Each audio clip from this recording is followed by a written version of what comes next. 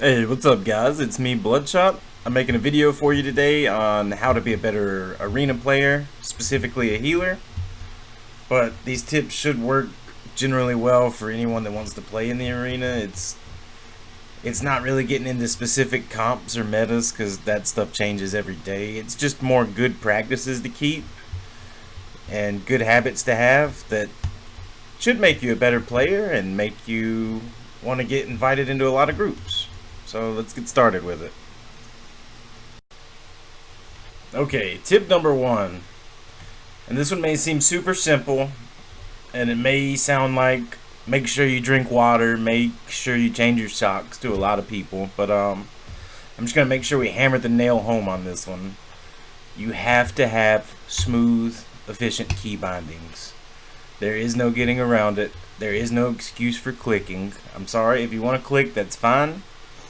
You're just not gonna be very good at arena. It's just how the game works. You can use mine as an example. I'm sure there's people who have better ones than mine, but you want to keep it all on the left side of your hand, and you want to be able to hit every ability you need to hit without it actually interfering with your movement. You need to be able to do that. And also, one other small tip, also kind of a pretty basic one, but needs to be done.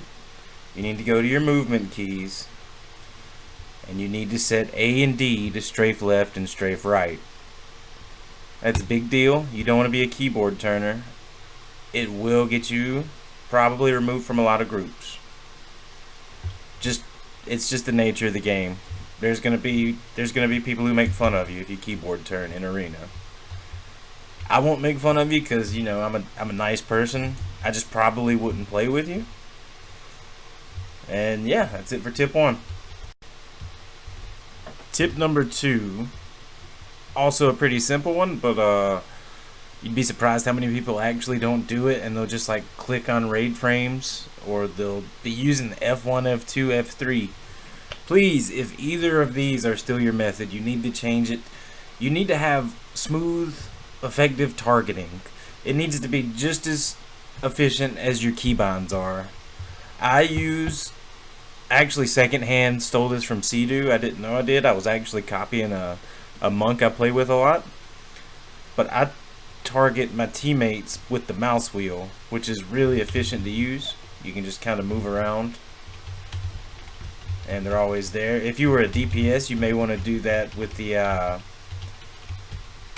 enemy 1, enemy 2, and enemy 3. But I do it for self, party 1, and party 2, and it's super effective. I mean, you can use 1, 2, 3, or whatever you like. I just think the mouse wheel is probably the best way to do this. Okay, tip number 3, and this is where you're getting into a little more intricate stuff, maybe a little more advanced. I'm going to go over the different types of macros you should use for an arena, and the types you definitely shouldn't, even though some people will tell you you should. The first one we're going to cover is the modifier macro, and I'm going to put all these into a Word document and link it in the video, so you can actually get that at the end. Modifier macros are essentially, let's say you bind an important ability, Dispel for example. I have that bound to R, so I've made that into a modifier macro where on R it will cleanse me, on Alt R it will cleanse party 3, or party 2, excuse me, and Shift R will cleanse party 1. So you see how it works there? No targeting necessary to get out a Dispel, or a sack, or a bop, or a freedom, or anything big like that. It's just covered in the modifier. One thing with the modifier macros though, you do have to make sure in your key bindings, like if you set shift as your modifier, that you don't have it bound to anything. You can't have shift R bound to something else, obviously, for this to work. And it's really just some people like shift and alt, some people like shift and control. It really doesn't matter. It's more of a personal preference thing, or whichever is more comfortable for you is the way to go with it. So those are modifier macros. Another important macro is obviously your focus target macro, which is you can set your focus. I can only set arena focuses. That's all I have bound. That's another thing you do want to have bound. I should have covered that in the previous section. But let's say I had this little fox guy. How do you do it without the keybind? Oh, there we go. Let's say I had this little fox guy as my focus, and I'm running around hitting this other guy. I can always just hit my focus target macro even without targeting him, and it'll do whatever ability that is. In this case, the only thing I have set to a focus target macro on my paladin is my Hajj, Hammer of Justice, the stun. It's a bigger deal if you're a DPS, like if you're a mage or a warlock. It's good to have whatever you want to interrupt as your focus, so you can be damaging the other thing and you never have to switch targets to interrupt your focus, and then you can just keep the damage pouring. Very smooth. It's all about everything you're doing is just trying to do everything as smooth as possible. The more steps you have to take, the more likely you are to make a mistake. So you want to get as fluid as possible with your binds, with your buttons, with everything. The next type of macro is your GCD macro, your global cooldown macro. This is a pretty easy one. So it's pretty much just packing all the things that you want to get in. Like, let's say you want to hit Divine Favor and Holy Light. You don't want to hit those in 2 buttons when you can just hit them in 1. You could even put your trinket in there if you wanted to. Like my damage trinket here. Anything that's not on the global cooldown, you want to put it into 1 button. Just for less buttons to press. That's a pretty simple one. One macro I do not recommend that a lot of people will tell you is important is mouse over macros. Macros where when you hit them when you have a target moused over, it'll cast the ability on whatever's moused over. You don't want these. They have a high chance of failure. That's plain and simple. You're gonna miss a lot if you use mouse over macros. They're for battlegrounds. You know, they're for classic. They're for rated battlegrounds. They're not really for arena.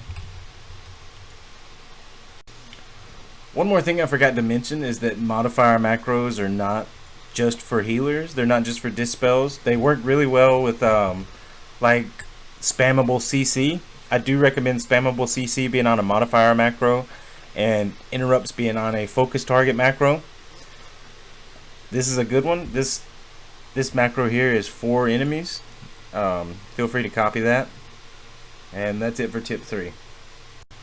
I was totally just kidding. Totally just kidding. There is one more macro I forgot to cover, and it's actually super freaking important, and I can't believe I didn't cover it. It's called a stopcast macro, and it's very, very important for arena. You want to be super good with stopcasting. A lot of people, when they first start trying to stopcast, they'll just like move lazily to the left or the right, but you're better off just staying in place. Yeah, definitely get you a stopcast macro. Super easy macro. Everyone knows how to write it. I'm not even going to look for it. I know you know how to write it. Okay, tip 4, I'm just going to go over some general add-ons that are what I think are the most important for arena. There are some other very helpful ones that I'm not going to mention, but these are just the 2 that I think are the most important. And the king of all add-ons for arena is this. It's called Gladius. The right of the health bar is tracking their trinket timers. The left of the health bar is tracking their diminishing returns. That's not they're in a polymorph or they're in a fear. That's tracking how long until your polymorph or fear is super effective again. And it just went off timer. So now is when you would want to polymorph or fear again. Super helpful for arenas. It is an absolute must. The other one is called Omnibar, which when I go into an arena will pop up right above my frames per second right there, and it's just tracking enemy cooldowns. It's good for knowing if you got a kick or knowing if their AMS is down or if their AMS is up or if blind is up, you can actually go into your interface and modify which add-ons you would like to show in your Omnibar. I don't have many set. I don't know why I have Avenger's Shield on there. I guess because it's a silence. But I got Avenging Wrath checked, stuff like that. Kick. I've got Blind. I know I have Blind, yeah. Cloak of Shadows. Just the really important stuff that you want to track so you know who to kill and when you can clear cast or when you should go for a juke.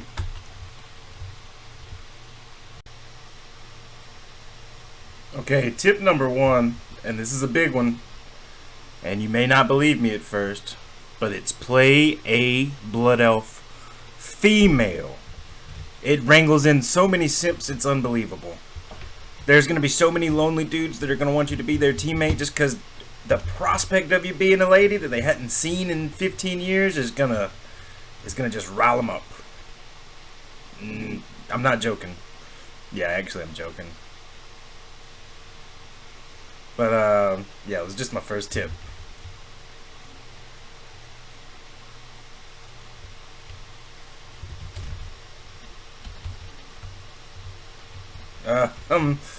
Yeah, see, it's working already.